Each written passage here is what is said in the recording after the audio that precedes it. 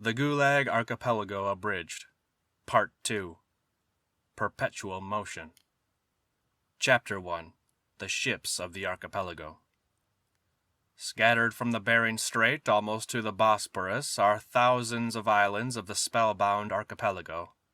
They are invisible, but they exist, and the invisible slaves of the archipelago, who have substance, weight, and volume, have to be transported from island to island just as invisibly and uninterruptedly. And by what means are they to be transported? On what? Great ports exist for this purpose, transit prisons, and smaller ports, camp transit points. Sealed steel ships also exist, railroad cars, especially christened ZAC cars, prisoner cars. And out at the anchorages, they are met by similarly sealed, versatile Black Marias rather than by sloops and cutters. The ZAC cars move along on regular schedules, and whenever necessary, whole caravans, trains of red cattle cars, are sent from port to port along the routes of the archipelago. All of this is a thoroughly developed system. It was created over dozens of years, not hastily. Well-fed, uniformed, unhurried people created it. The Kanishma convoy waits at the Moscow Northern Station at 1700 hours on odd-numbered days to accept Black Marias from the Butyrki, Kresnaya Presna, and Taganka prisons. The Ivanovo convoy has to arrive at the station at 0600 hours on even-numbered days to receive and hold in custody transit prisoners for Nerekta, Bezetsk, and Bologoy. All of this is happening right next to you. You can almost touch it, but it's invisible, and you can shut your eyes to it, too. At the big stations, the loading and unloading of the dirty faces takes place far, far from the passenger platform and is seen only by switchmen and roadbed inspectors. At smaller stations, a blind alleyway between two warehouses is preferred, into which the Black Marias can back so their steps are flush with the steps of the ZAC car. The convict doesn't have time to look at the station, to see you, or to look up and down the train. He gets to look only at the steps, and sometimes the lower step is waist-high, and he hasn't the strength to climb up on it. And the convoy guards who have blocked off the narrow crossing from the Black Maria to the ZAC car growl and snarl, "Quick, quick, come on," and maybe even brandish their bayonets. And you, hurrying along the platform with your children, your suitcases, and your string bags, are too busy to look closely.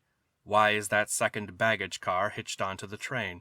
There is no identification on it, and it is very much like a baggage car, and the gratings have diagonal bars, and there is darkness behind them. But then why are soldiers, defenders of the fatherland, riding in it, and why, when the train stops, do two of them march whistling along either side and peer down under the car? The train starts, and 100 crowded prisoner destinies, tormented hearts, are borne along the same snaky rails, behind the same smoke, past the same fields, posts, and haystacks as you, and even a few seconds sooner than you. But outside your window, even less trace of the grief which has flashed past is left in the air than fingers leave in water. And in the familiar life of the train, which is always exactly the same, with its slit-openable packages of bed linen, and tea served in glasses with metal holders, could you possibly grasp what a dark and suppressed horror has been borne through the same sector of Euclidean space just 3 seconds ahead of you? You are dissatisfied because there are 4 of you in your compartment and it is crowded. And could you possibly believe, and will you possibly believe when reading these lines, that the same size compartment as yours, but up ahead in that ZAC car, there are 14 people? And if there are 25, and if there are 30? Probably this type of railroad car really was the first used under Stolypin, in other words, before 1911, and the General Cadet Revolutionary embitterment they christened it with his name. However, it really became the favorite means of prisoner transport only in the 20s, and it became the universal and exclusive means only from 1930 on, when everything in our life became uniform. Therefore, it would be more correct to call it a Stalin car rather than a Stolypin car. But we aren't going to argue with the Russian language here. The Stolypin car is an ordinary passenger car divided into compartments, except that 5 of the 9 compartments are allotted to the prisoners. Here, as everywhere in the archipelago, half of everything goes to the auxiliary personnel, the guards. And compartments are separated from the corridor not by a solid barrier, but by a grating which leaves them open for inspection. This grating consists of intersecting diagonal bars, like the kind one sees in station parks. It rises the full height of the car, and because of it there are not the usual baggage racks projecting from the compartments over the corridor. The windows on the corridor sides are ordinary windows, but they have the same diagonal gratings on the outside. There are no windows in the prisoners' compartments, only tiny barred blinds on the level of the second sleeping shelves. That's why the car has no exterior windows and looks like a baggage car. The door into each compartment is a sliding door, an iron frame with bars. From the corridor side, all this is very reminiscent of a menagerie. Pitiful creatures resembling human beings are huddled there in cages, the floors and bunks surrounded on all sides by metal grills, looking out at you pitifully, begging for something to eat and drink. Except in that menageries, they never crowd the wild animals in so tightly. According to the calculations of non-prisoner engineers, 6 people can sit on the bottom bunks of a Stolypin compartment, and another 3 can lie in the middle ones, which are joined in one continuous bunk, except for the space cut out beside the door for climbing up and getting down. And 2 more can lie on the baggage shelves above. Now if, in addition to these 11 more are pushed into the compartment, the last of whom are shoved out of the way of the door by the jailer's boots as they shut it, then this will constitute a normal complement for a Stolypin prisoner's compartment. 2 huddle, half sitting, on each of the upper baggage shelves, and another 5 lie on the joined middle, and they are the lucky ones. These places are won in battle, and if there are any prisoners present from the underworld companionship of thieves, the Blatny, then it is they who are lying there. And this leaves 13 down below. 5 sit on each of the bunks, and 3 are in the aisle between their legs. Somewhere, mixed up with the people, on the people and under the people, are their belongings, and that is how they sit, their crossed legs wedged beneath them, day after day. No, it isn't done especially to torture people. A sentenced prisoner is a laboring soldier of socialism, so why should he be tortured? They need him for construction work, but after all, you will agree he is not off on a jaunt to visit his mother-in-law, and there is no reason in the world to treat him so well that people out in freedom would envy him. We have problems with our transportation. He'll get there all right, and he won't die on the way either. Since the 50s, when railroad timetables were actually straightened out, the prisoners haven't had to travel in this fashion for very long at a time. Say, a day and a half or 2 days. During and after the war, things were worse. From Petropavlovsk, in Kazakhstan, to Karaganda, a Stolypin car might be in 7 days en route, with 25 people in a compartment. From Karaganda to Sverdlovsk, it could be 8 days, with up to 26 in a compartment. Even just going from Kubyshev to Chelyabinsk in August 1945, Susie traveled in a Stolypin car for several days, and their compartment held 35 people, lying on top of one another, floundering, fighting. And in the autumn of 1946, N.V. Timofeyev-Rasovsky traveled from Petropavlovsk to Moscow in a compartment that had 36 people in it. For several days he hung, suspended between other human beings, and his legs did not touch the floor.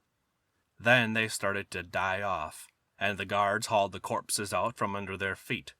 Not right away, true, only on the 2nd day.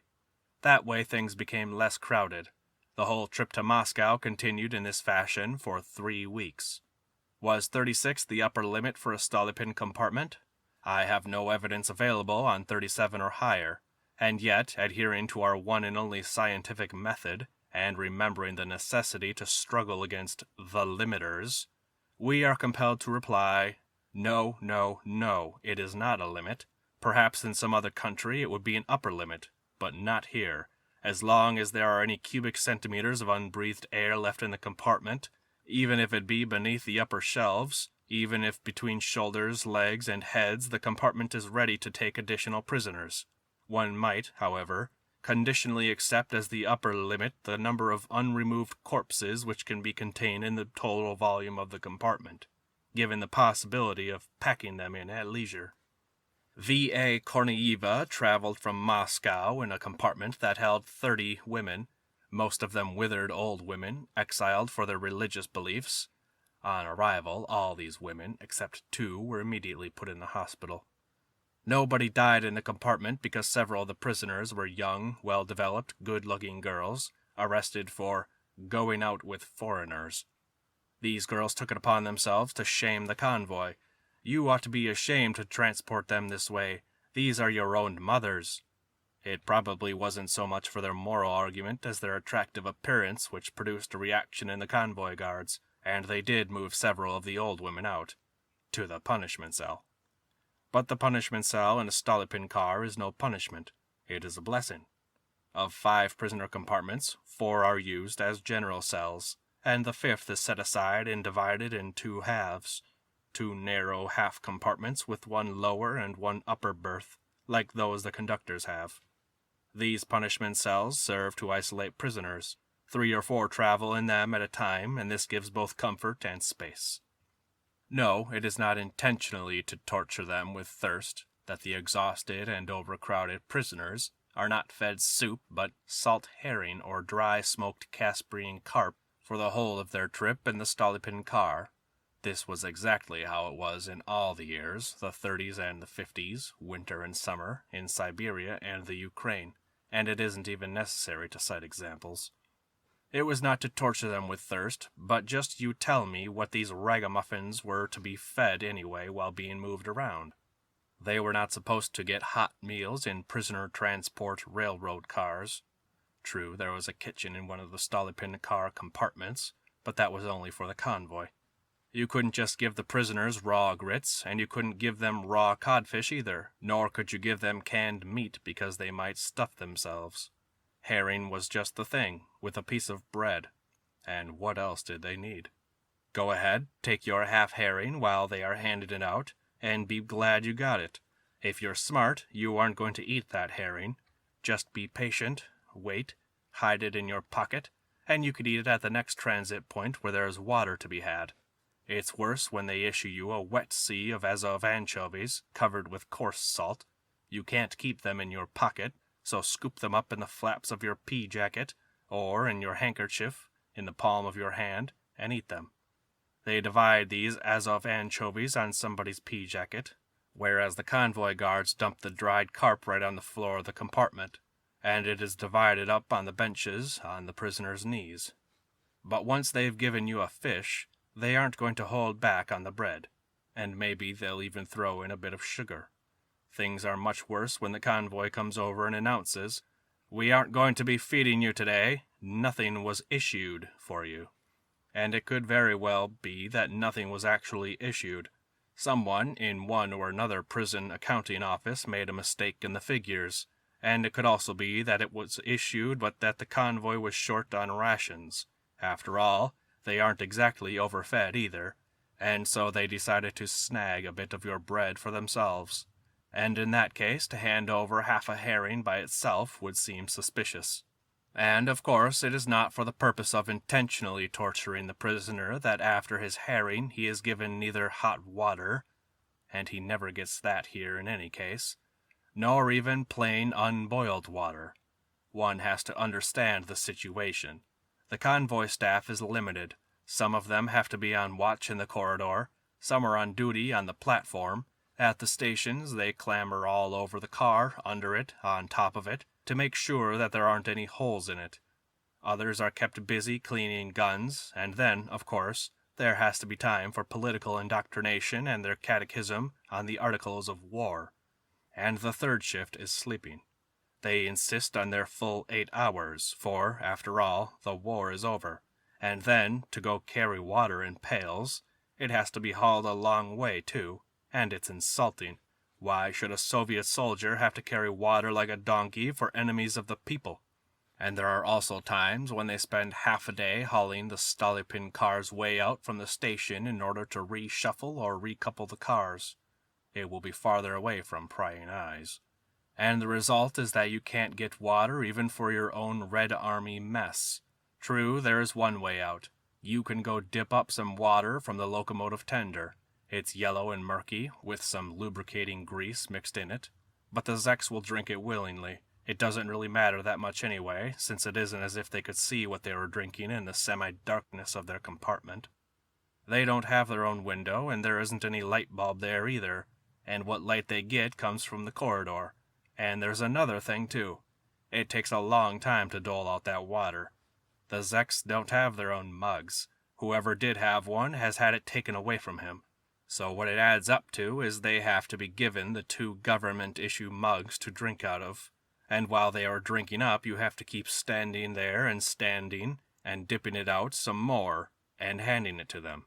And while they are drinking, you have to keep standing there and standing, and dipping it out some more, and handing it to them. Yes, and then, too, the prisoners argue about who's to drink first. They want the healthy prisoners to drink first, and only then those with tuberculosis, and last of all those with syphilis. Just as if it wasn't going to begin all over again in the next cell, first the healthy ones. But the convoy could have been born with all that, hauled the water and doled it out, if only those pigs, after slurping up the water, didn't ask to go to the toilet. So here's the way it all works out. If you don't give them water for a day, then they don't ask to go to the toilet. Give them water once, and they go to the toilet once. Take pity on them and give them water twice, and they go to the toilet twice. So it's pure and simple common sense. Just don't give them anything to drink. And it isn't that one is stingy about taking them to the toilet because one wants to be stingy about use of the toilet itself, but because taking prisoners to the toilet is a responsible, even, one might say, a combat operation. It takes a long time for 1 private first class and 2 privates. 2 guards have to be stationed, one next to the toilet door, the other in the corridor on the opposite side, so that no one tries to escape in that direction. While the private first class has to push open and then shut the door to the compartment, first to admit the returning prisoner, and then to allow the next ones out. The statutes permit letting out only 1 at a time, so that they don't try to escape and so that they can't start a rebellion. Therefore, the way it works out is that 1 prisoner who has been let out to go to the toilet is holding up 30 others in his own compartment and 120 in the whole car, not to mention the convoy detail. And so the command resounds. Come on there, come on, get a move on, get a move on. The private first class and the soldiers keep hurrying him all the way there and back, and he hurries so fast that he stumbles. And it's as though they think he is going to steal that shithole from the state. In 1949, traveling in a Stolypin car between Moscow and Kubyshev, the one-legged German, Schultz, having understood the Russian hurry-up by this time, jumped to the toilet and back on his one leg while the convoy kept laughing and ordering him to go faster. During one such trip, one of the convoy guards pushed him while he reached the platform at the end of the corridor, and Schultz fell down on the floor in front of the toilet. The convoy guard went into a rage and began to beat him, while Schultz, who couldn't get up because of the blows raining down on him, crawled and crept into the dirty toilet. The rest of the convoy roared with laughter. So that the prisoner shouldn't attempt to escape during the moment he was in the toilet, and also for a faster turnaround, the door to the toilet was not closed, and the convoy guard, watching the process from the platform of the car, could encourage it. Come on now, that's plenty, that's enough for you. Sometimes the orders came before you even started. All right, number 1 only. And that meant that from the platform they'd prevent your doing anything else. And then, of course, you couldn't wash your hands. There was never enough water in the tank there, and there wasn't enough time either. The toilet was filthy. Quicker, quicker.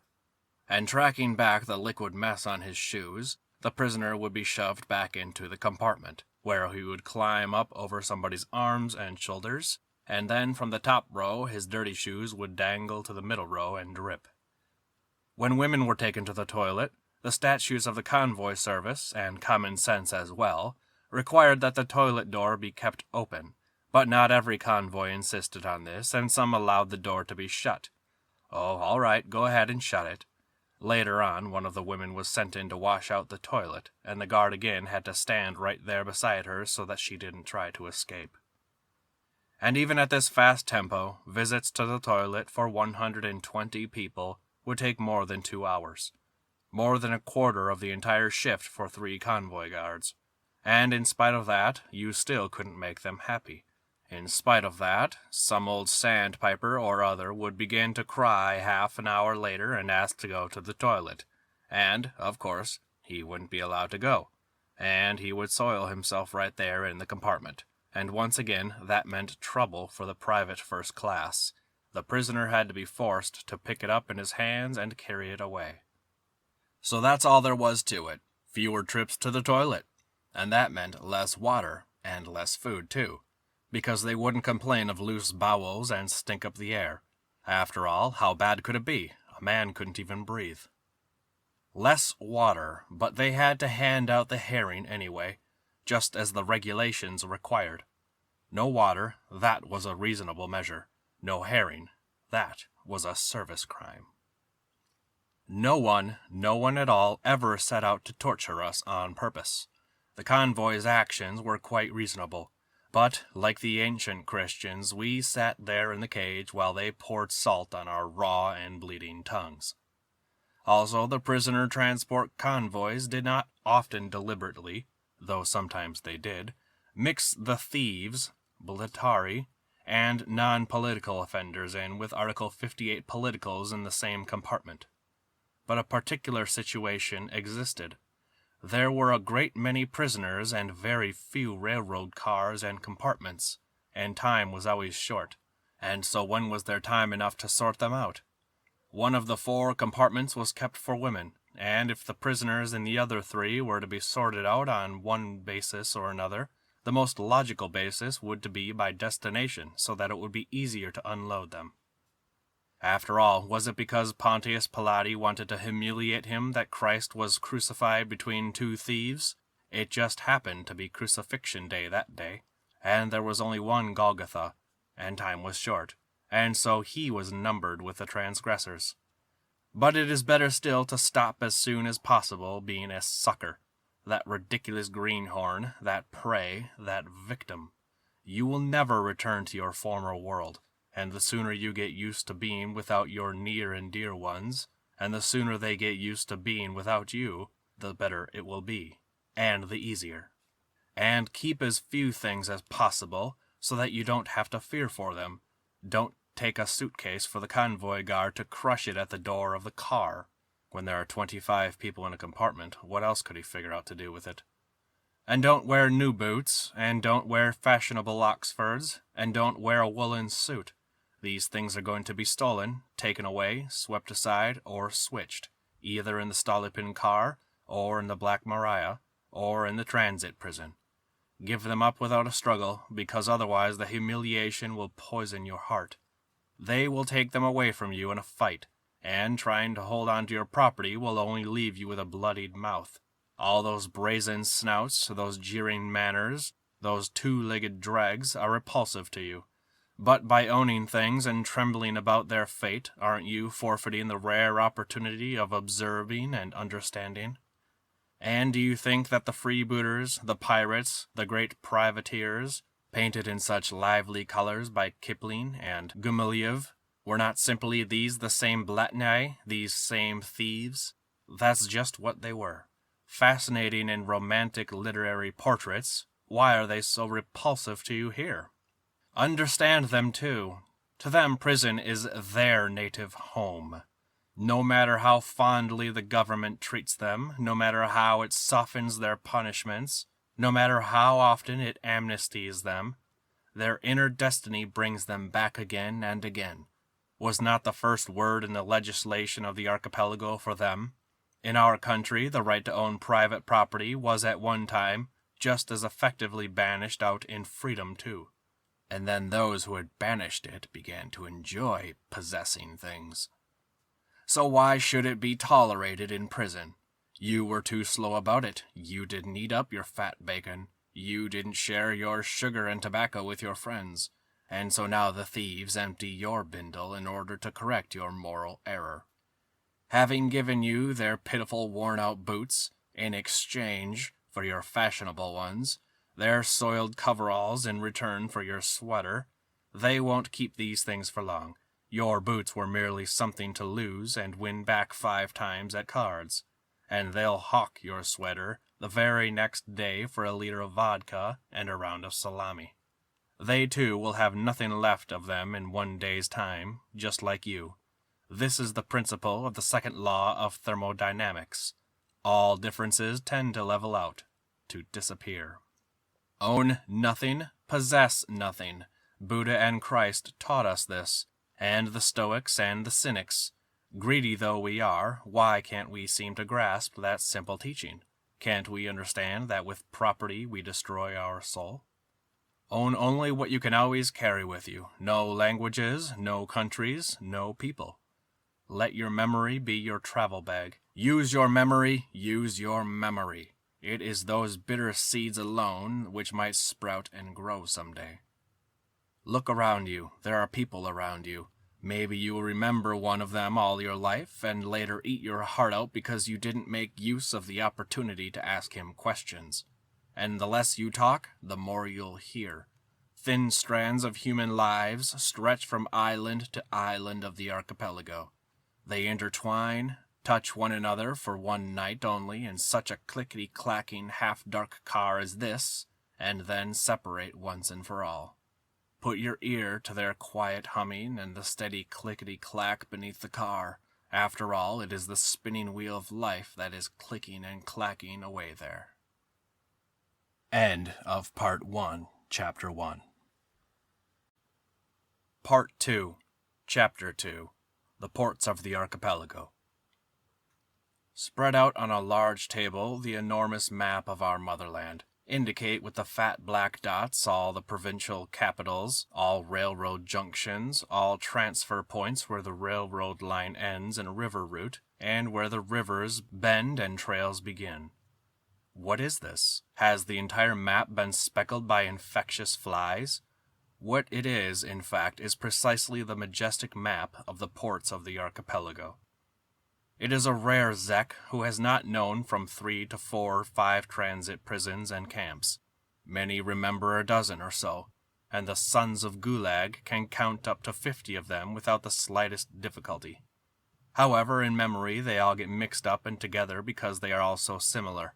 In the illiteracy of their convoys, in their inept roll calls based on case files, the long waiting under the beating sun or autumn drizzle, the still longer body searches that involve undressing completely, their haircuts with unsanitary clippers, their cold, slippery baths, their foul-smelling toilets, their damp and moldy corridors, their perpetually crowded, nearly always dark, wet cells, the warmth of human flesh flanking you on the floor or on the board bunks, the bumpy ridges of bunk beds knocked together from boards, the wet, almost liquid bread, the gruel cooked from what seems to be silage.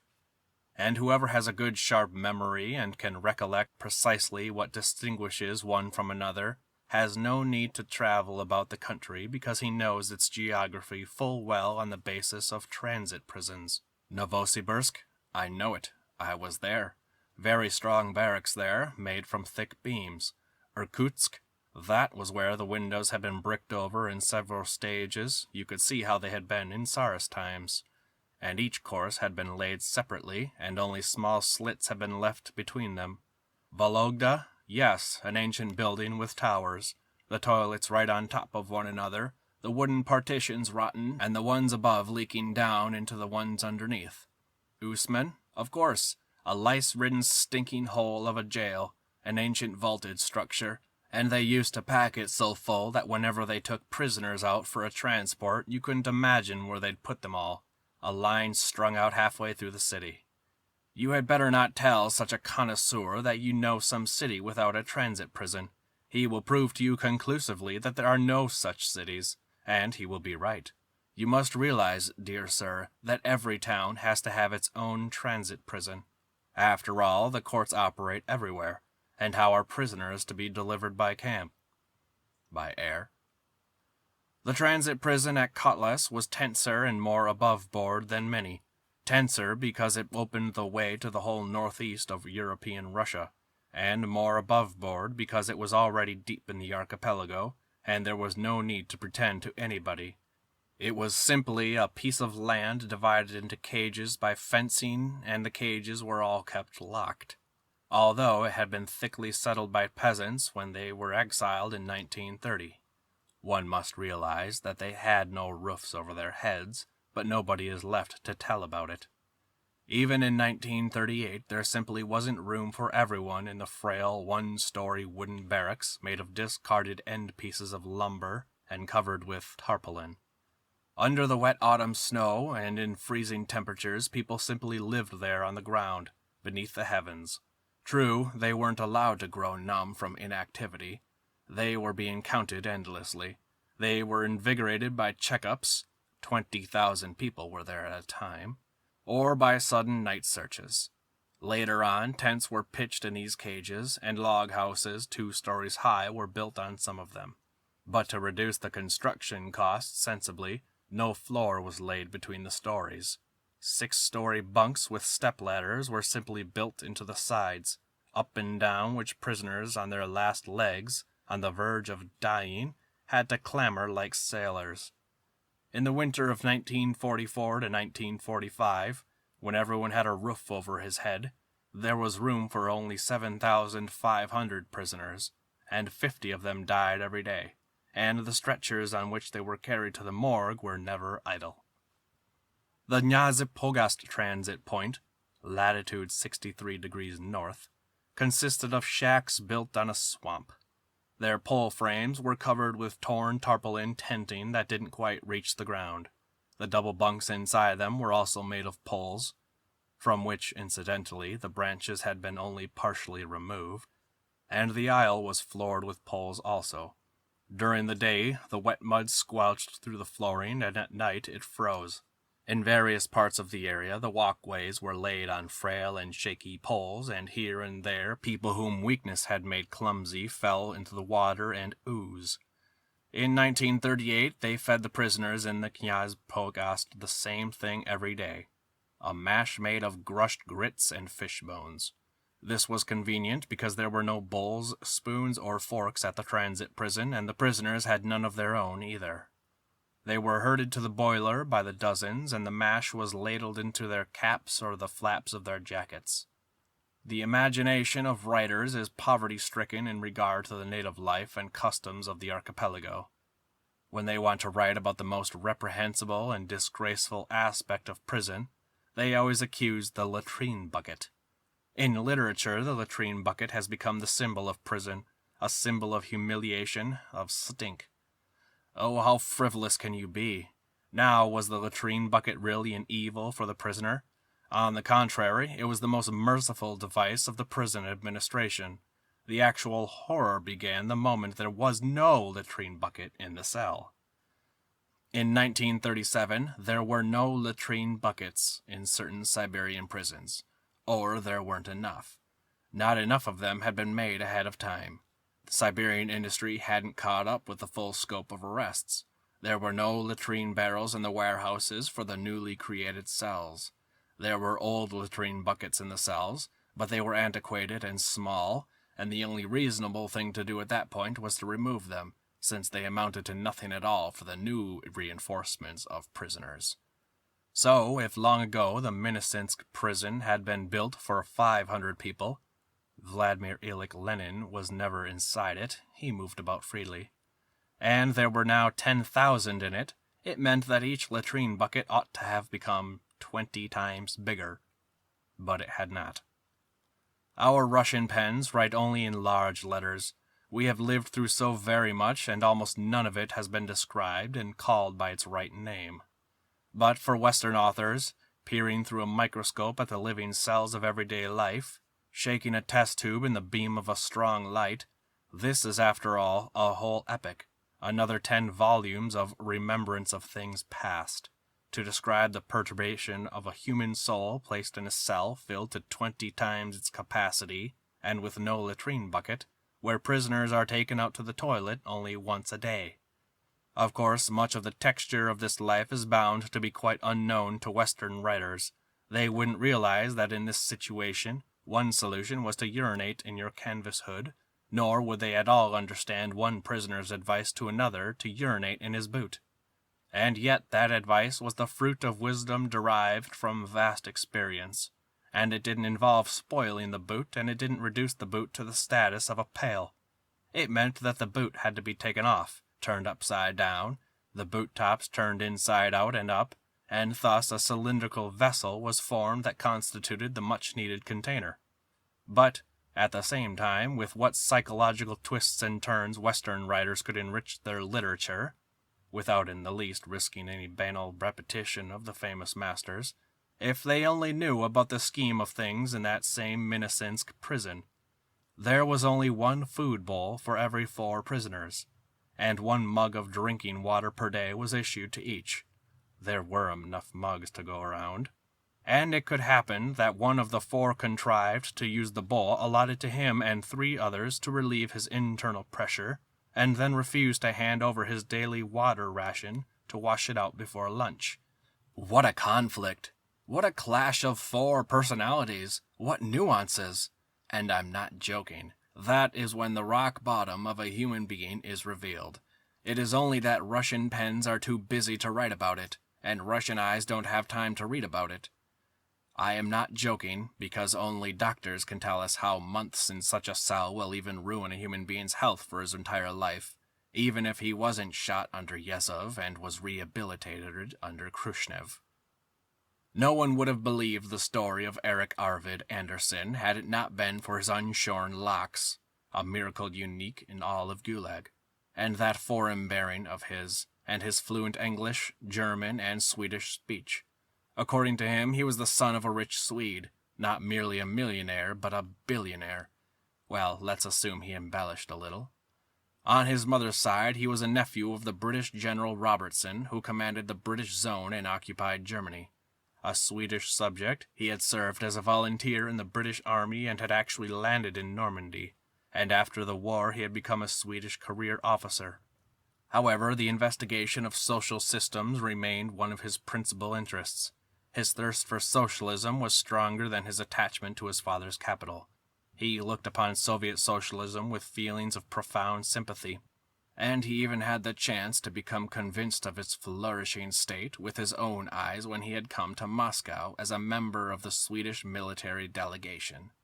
They had been given banquets and taken to country homes where they had encountered no obstacles at all, establishing contact with ordinary Soviet citizens, with pretty actresses who, for some reason, never had to rush off to work, and who willingly spent time with them, even tete-a-tete. And thus convinced once and for all of the triumph of our social system, Erik, on his return to the West, wrote articles in the press defending and praising Soviet socialism, and this proved to be his undoing.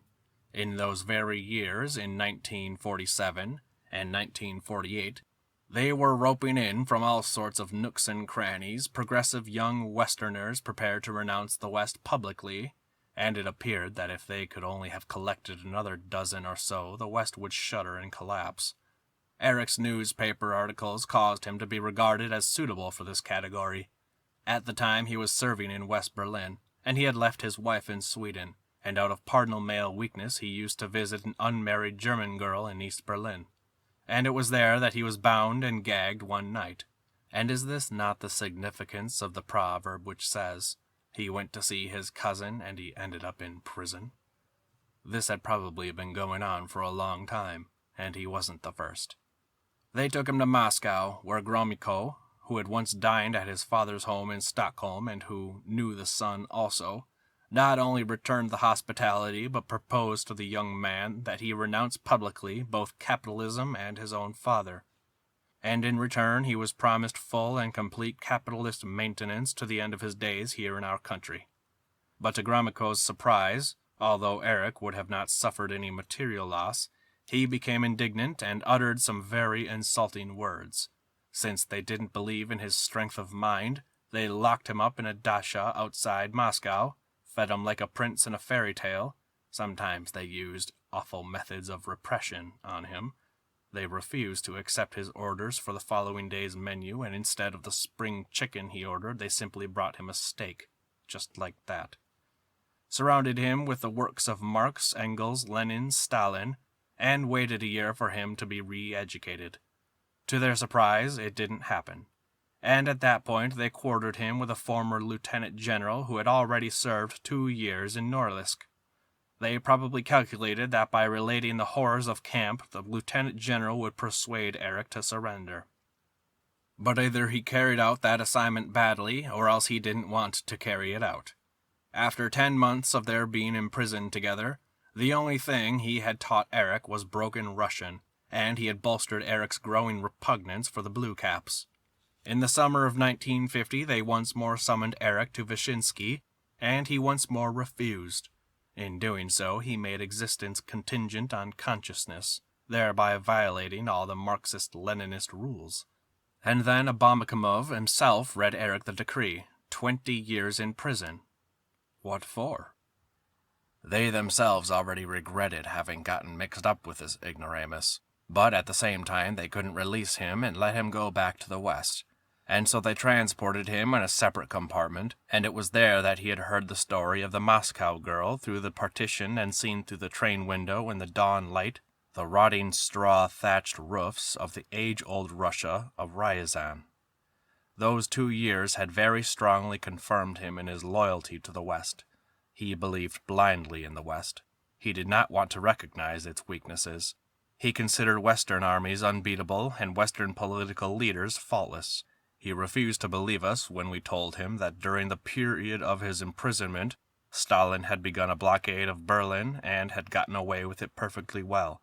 Eric's milky neck and creamy cheeks blushed with indignation whenever we ridiculed Churchill and Roosevelt. And he was also certain that the West would not countenance his, Eric's, imprisonment. That on the basis of information from the Kubyshev transit prison, the Western intelligence services would immediately learn that Eric had not drowned in the Spree River but had been imprisoned in the Soviet Union, and either he would be ransomed or someone would be exchanged for him. This faith of his in the individual importance of his own fate among other prisoners' fates was reminiscent of our own well-intentioned Orthodox Soviet communists. Notwithstanding our heated arguments, he invited my friend and me to Stockholm whenever we could come. Everyone knows us there, he said with a tired smile. My father virtually maintains the Swedish king's whole court.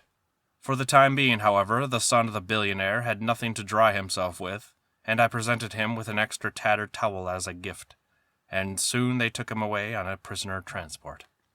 Human nature, if it changes at all, changes not much faster than the geological face of the earth, and the very same sensations of curiosity, relish, and sizing up which slave traders felt at the slave-girl markets 25 centuries ago, of course, possessed the Gulag bigwigs in the Usman prison in 1947, when they, a couple of dozen men in NVD uniform, sat at several desks covered with sheets. This was for their self-importance, since it would have seemed awkward otherwise. And all the women prisoners were made to undress in the box next door and to walk in front of them, barefoot and bare-skinned, turn around, stop, and answer questions.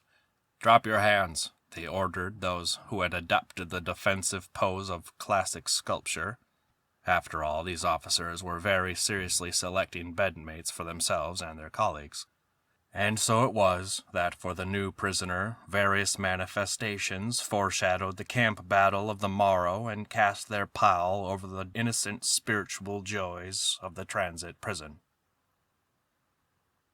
End of Part 2, Chapter 2.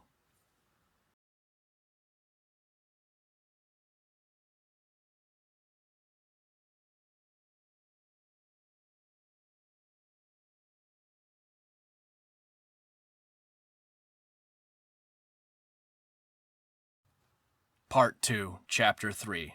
The Slave Caravans. It was painful to travel in a Stolypin, unbearable in a Black Maria, and the transit prison would soon wear you down, and it might just be better to skip the whole lot and go straight to camp in the red cattle cars. As always, the interests of the state and the interests of the individual coincided here. It was also to the state's advantage to dispatch sentenced prisoners straight to the camps by direct routing and thus avoid overloading the city trunk line railroads, automotive transport, and transit camp personnel. They had long since grasped this fact in Gulag, and it had been taken to heart. Witness the caravans of red cows, red cattle cars, the caravans of barges, and where there were no rails and no water, the caravans on foot. After all, prisoners could not be allowed to exploit the labor of horses and camels. The red trains were always a help when the courts in some particular place were working swiftly or the transit facilities were overcrowded. It was possible in this way to dispatch a large number of prisoners in one batch. That is how the millions of peasants were transported in 1929 to 1931. That is how they exiled Leningrad from Leningrad. That is how they populated the Kolyma in the 30s. Every day, Moscow, the capital of our country, belched out one such train to Sovetskaya Gavan to Vanino Port, and each provincial capital also sent off red trainloads, but not on a daily schedule. That is how they removed the Volga German Republic to Kazakhstan in 1941, and later all the rest of the exiled nations were sent off in the same way. In 1945, Russia's prodigal sons and daughters were sent from Germany, from Czechoslovakia, from Austria, and simply from the western border areas, whoever had gotten there on his own, in such trains as these. In 1949, that is how they collected the 58s in special camps. The Stolypins follow routine railroad schedules, and the red trains travel on imposing waybills signed by important Gulag generals. The Stolypins cannot go to an empty site, to nowhere. Their destination must always be a station, even if it's in some nasty little two-bit town with some preliminary detention cells in an attic. But the red trains can go into emptiness, and wherever one does go, there immediately rises, right next to it, out of the sea of the steppe or the sea of the taiga, a new island of the archipelago. Not every red cattle car is ready as is to transport prisoners. First it has to be prepared, but not in the sense some of our readers might expect. That the coal or lime it carried before it was assigned to carry people has to be swept out and the car cleaned. That isn't always done. Nor in the sense that it needs to be caulked and have a stove installed if it is winter. Here's what was involved in preparing a red cattle car for prisoners. The floors, walls, and ceilings had to be tested for strength and checked for holes or faults. Their small windows had to be barred. A hole had to be cut in the floor to serve as a drain, and specially protected by sheet iron firmly nailed down all around it. The necessary number of platforms on which convoy guards would stand with the machine guns had to be evenly distributed throughout the train, and if there were too few, more had to be built. Access to the roofs of the cars had to be provided. Sites for searchlights had to be selected and supplied with uninterrupted electric power. Long-handled wooden mallets had to be procured. A passenger car had to be hooked on for the staff, and if there wasn't one, then instead heated freight cars had to be prepared for the chief of the convoy, the security officer, and the convoy.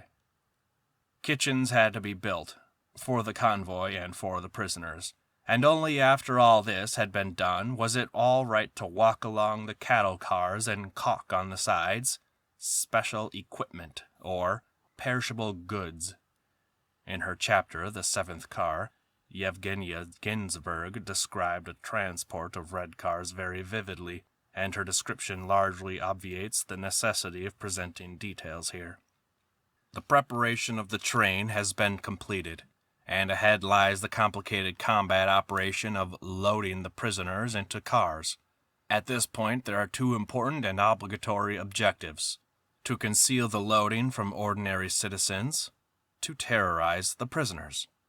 To conceal the loading from the local population was necessary, because approximately 1,000 people were being loaded on the train simultaneously, at least 25 cars. And this wasn't your little group from a Stolypin that could be led right past the townspeople. Everyone knew, of course, that arrests were being made every day and every hour, but no one was to be horrified by the sight of large numbers of them together. In Oral in 1938, you could hardly hide the fact that there was no home in the city where there hadn't been arrests, and weeping women in their peasant carts blocked the square in front of the Oral prison, just as in Surakov's painting, The Execution of the Streltsy. Oh, who one day will paint this latter-day tragedy for us? But no one will. It's not fashionable. Not fashionable. But you don't need to show our Soviet people an entire trainload of them collected in one day. And in Oral that year, there were. And young people mustn't see it either, for the young people are our future. Therefore, it was done only at night, and every night, too, each and every night, and that was the way it was for several months. The black line of prisoners to be transported was driven from the prison to the station on foot. Meanwhile, the Black Mariahs were busy making new arrests. True, the women realized, the women somehow found out, and at night they came to the station from all over the city and kept watch over the trains on the siding. They ran along the cars, tripping over the ties and rails and shouting at every car, "Is so-and-so in there?" And they ran on to the next one, and others ran up to this one, "Is so-and-so in there?" And suddenly an answer would come from the sealed car, "I'm in here, I'm in here." Or else, "Keep looking for him, he's in another car." Or else, "Women, listen, my wife is somewhere out there, near the station. Run and tell her." These scenes, unworthy of our contemporary world, testify only to the then inept organization of the train embarcations. The mistakes were noted, and after a certain night the trains were surrounded in depths by cordons of snarling and barking police dogs. However, although the convoy had no use for the superfluous light of the sun by day, on the other hand they made use of the suns by night, the searchlights. They were more efficient since they could be concentrated on the necessary area, where the prisoners were seated on the earth in a frightened pack awaiting a command. "Next unit of 5, stand up! To the car! On the run!" Only on the run, so as to not have time to look around, to look things over, to run as though chased by the dogs, afraid of nothing so much as falling down. On that uneven path, up the loading ramp, scrambling, and clear hostile searchlight beams not only provided light, but were an important theatrical element in terrorizing the prisoners, along with yells, threats, gun-stock blows on those who fell behind, and the order, "Sit down!" and sometimes, as in the station square of that same Orel, "Down on your knees!" And like some new breed of believers at prayer, the whole 1,000 would get down on their knees.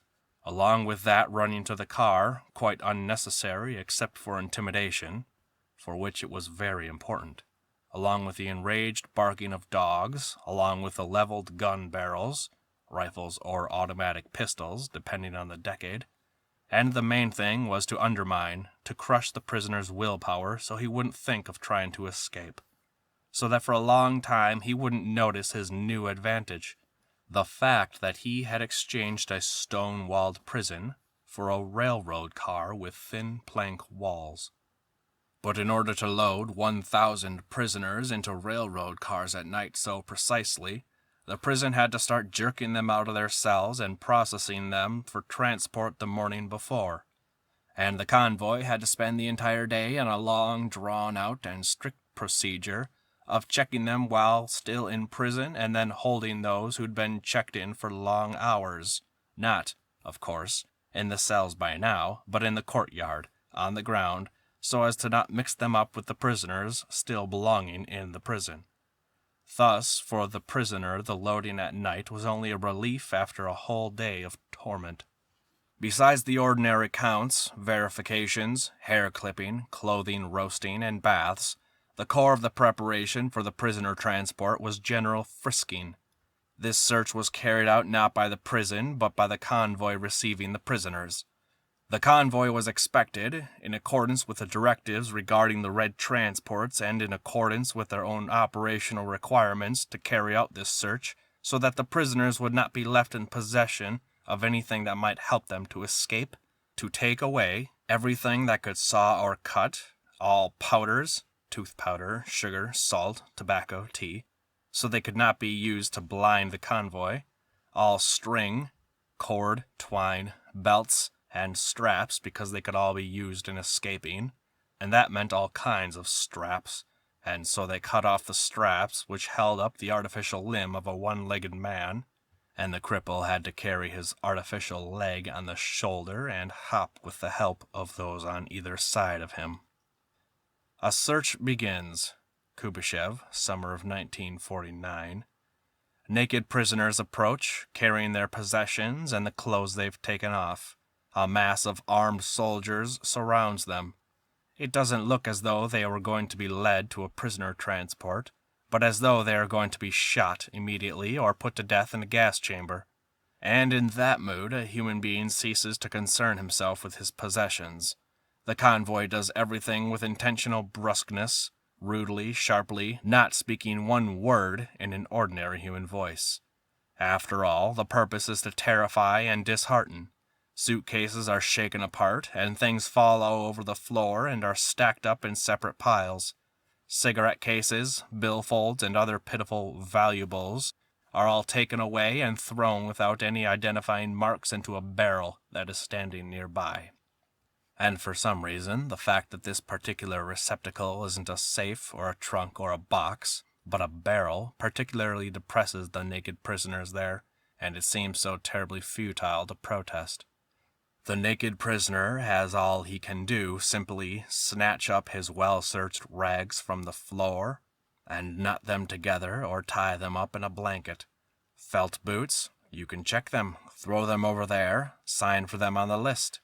You aren't the one who gets to keep the receipt, but you are the one who signs for having surrendered them, certifying that you threw them into the pile.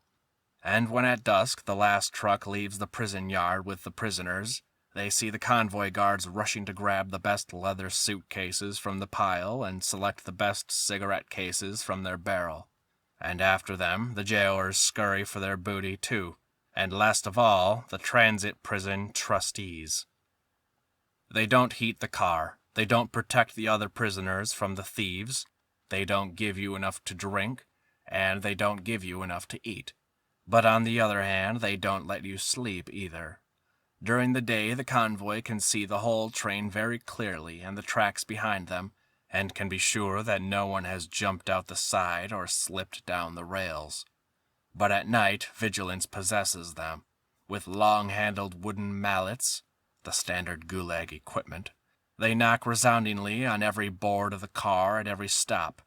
Maybe someone has sawed through it, and at certain stops the door of the car is thrown open, the light of the lantern or the beam of the searchlight. Check up! And this means, get on your feet and be ready to go where they tell you. Everyone run to the left or run to the right.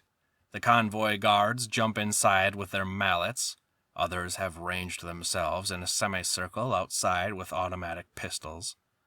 And they point to the left. That means that those on the left are in place, and those on the right must get over there on the jump like fleas hopping over each other and landing where they can. And whoever isn't nimble, whoever gets caught daydreaming, gets whacked on the ribs and back with mallets to give him more energy. And by this time the convoy jackboots are already trampling your pauper's pallet, and all your lousy duds are being thrown in every direction, and everywhere there are lights and hammering. Have you sawed through any place? No. Then the convoy guards stand in the middle and began to shift you from left to right, counting. First, second, third. It would be quite enough to count simply with a wave of the finger, but if that were done it wouldn't be terrifying, and so it is more vivid, less subject to error, more energetic and faster, to beat out that count with the same mallet on your ribs, shoulders, heads, wherever it happens to land. They have counted up to 40, so now they will go about their tossing, lighting up, and hammering at the other end of the car. It's all over finally, and the car is locked up. The red train differs from other long-distance trains in that those who have embarked on it do not know whether or not they will disembark. When they unloaded a trainload from the Leningrad prisons, 1942, in Solokminsk, the entire embankment was covered with corpses, and only a few got there alive. In the winters of 1944 to 1945, and 1945 to 1946, in the village of Zeleznodorosny, as in all the main rail junctions in the north, the prisoner trains from liberated territories, the Baltic states, Poland, Germany, arrived with 1 or 2 carloads of corpses tacked on behind. That meant that en route they had carefully taken the corpses out of the cars that contained the living passengers and put them in the dead cars. But not always. There were many occasions when they found out who was alive and who was dead, only when they opened up the car after arriving at the Sukhobezvadnaya station. Those who didn't come out were dead. It was terrifying and deadly to travel this way in winter because the convoy, with all its bother about security, wasn't able to haul coal for 25 stoves. But it wasn't so cushy to travel this way in hot weather either. 2 of the 4 tiny windows were tightly sealed and the car roof would overheat, and the convoy wasn't about to exert itself in hauling water for 1,000 prisoners, after all. They couldn't even manage to give just one Stolypin car enough to drink.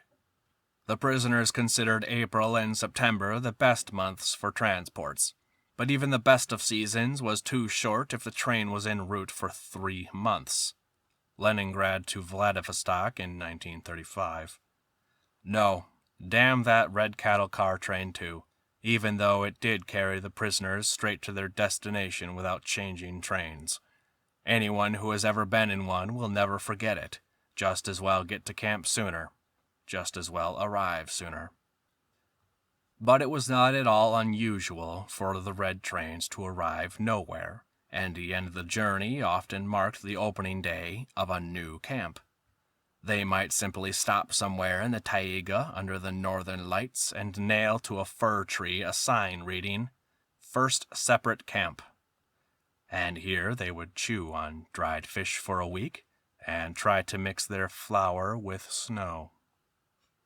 But here I note that I am again beginning to repeat myself, and this will be boring to write and boring to read, because the reader already knows everything that is going to happen ahead of time. Shut your eyes, reader. Do you hear the thundering of wheels? Those are the Stolypin cars rolling on and on. Those are the red cows rolling. Every minute of the day and every day of the year. And you can hear the water gurgling. Those are prisoners' barges moving on and on. And the motors of the Black Marias roar. They are arresting someone all the time, cramming him in somewhere, moving him about. And what is that hum you hear? The overcrowded cells of the transit prisons. And that cry? The complaints of those who have been plundered, raped, beaten to within an inch of their lives. We have reviewed and considered all the methods of delivering prisoners, and we have found that they are all worse. We have examined the transit prisons, but we have not found that any were good, and even the last human hope that there is something better ahead, that it will be better in camp, is a false hope. In camp, it will be worse.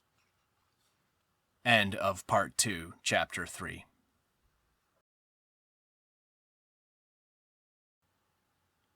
Part 2, Chapter 4, From Island to Island.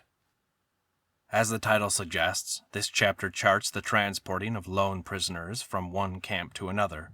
It includes the following brief autobiographical vignette.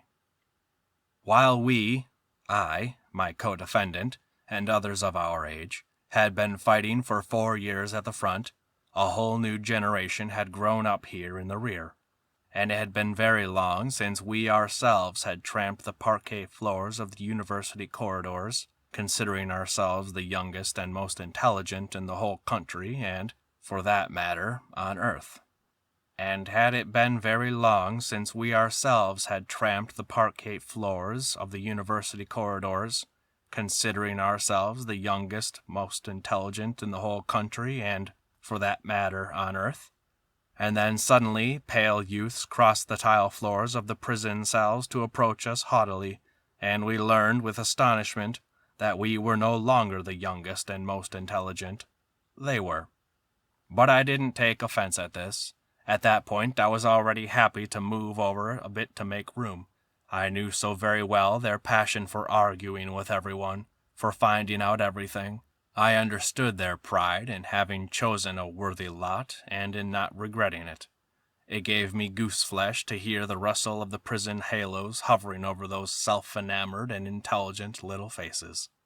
1 month earlier, in another Butyrki cell, a semi-hospital cell, I had just stepped into the aisle and had still not seen any empty place for myself, when, approaching in a way that hinted at a verbal dispute, even at an entreaty to enter into one, came a pale, yellowish youth with a Jewish tenderness of face, wrapped, despite the summer, in a threadbare soldier's overcoat shot full of holes. He was chilled. His name was Boris Gamarov. He began to question me. The conversation rolled along. On one hand, our biographies, on the other, politics. I don't remember why, but I recalled one of the prayers of the late President Roosevelt, which had been published in our newspapers, and I expressed what seemed to me a self-evident evaluation of it. Well, that's hypocrisy, of course. And suddenly the young man's yellowish brows trembled, his pale lips pursed. He seemed to draw himself up, and he asked me, "Why? Why do you not admit the possibility that a political leader might sincerely believe in God?" And that is all that was said. But what a direction the attack had come from! To hear such words from someone born in 1923, I could have replied to him very firmly, but prison had already undermined my certainty, and the principal thing was that some kind of clean, pure feeling does live within us, existing apart from all our convictions, and right then it dawned upon me that I had not spoken out of conviction, but because the idea had been implanted from me from the outside. And because of this I was unable to reply to him, and I merely asked, "Do you believe in God?" "Of course," he answered tranquilly. End of Part 2, Chapter 4. End of Part 2.